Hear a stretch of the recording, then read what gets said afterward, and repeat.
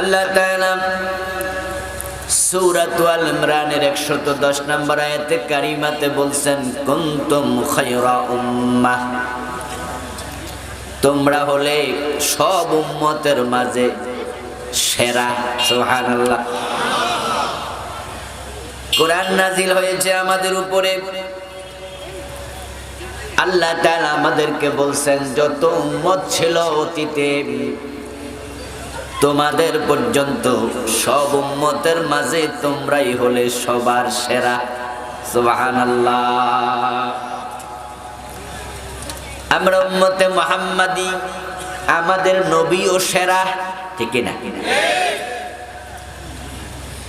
রাসূল সাল্লাল্লাহু আলাইহি ওয়াসাল্লাম বলেছেন,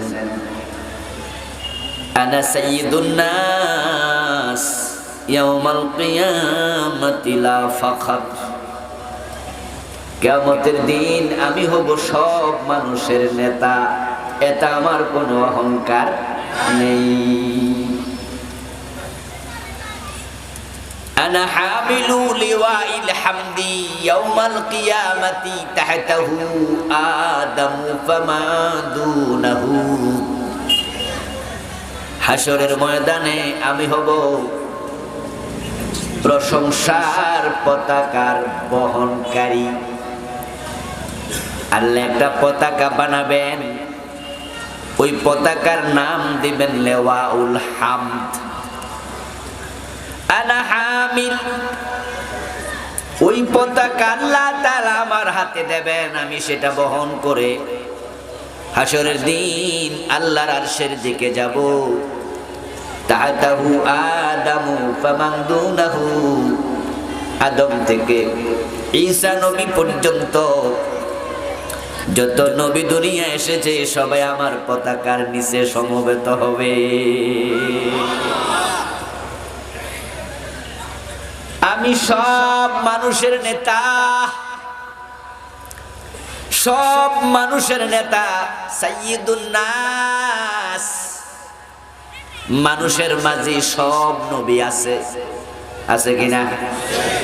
তাহলে তিনি সব নবীদেরও নেতা।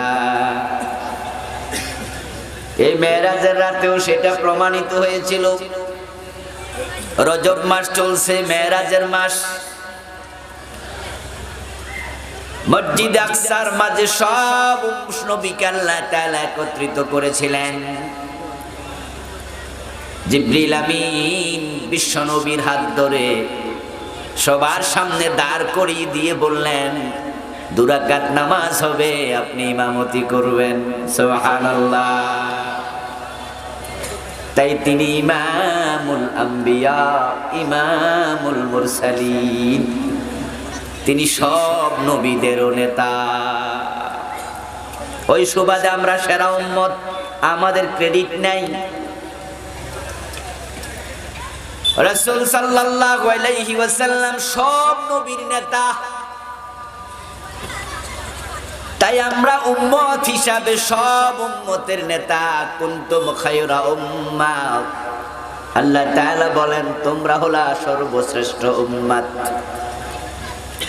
আমার প্রিয় ভাইয়েরা, যে সেরা হয়, যে প্রধান হয়, তার দায়িত্ব কম থাকে না, বেশি হয়।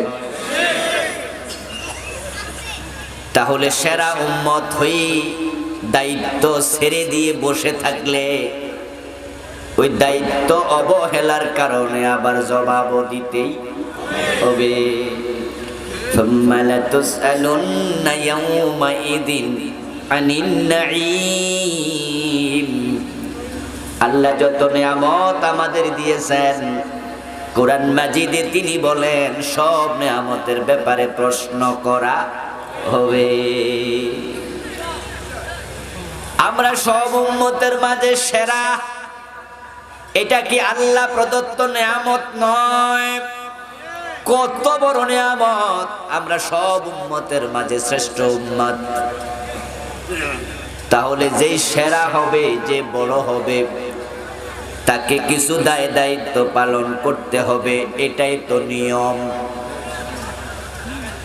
উম্মাহ যদি হয় প্রজাতি, তাহলে আমরা হলাম সব প্রজাতির মাঝে সেরা। আল্লাহর যত মাখলুক আছে, বাঘ একটা প্রজাতি, সিংহ একটা প্রজাতি, হাতি একটা প্রজাতি, জিন একটা প্রজাতি, ফেরেশতা একটা প্রজাতি।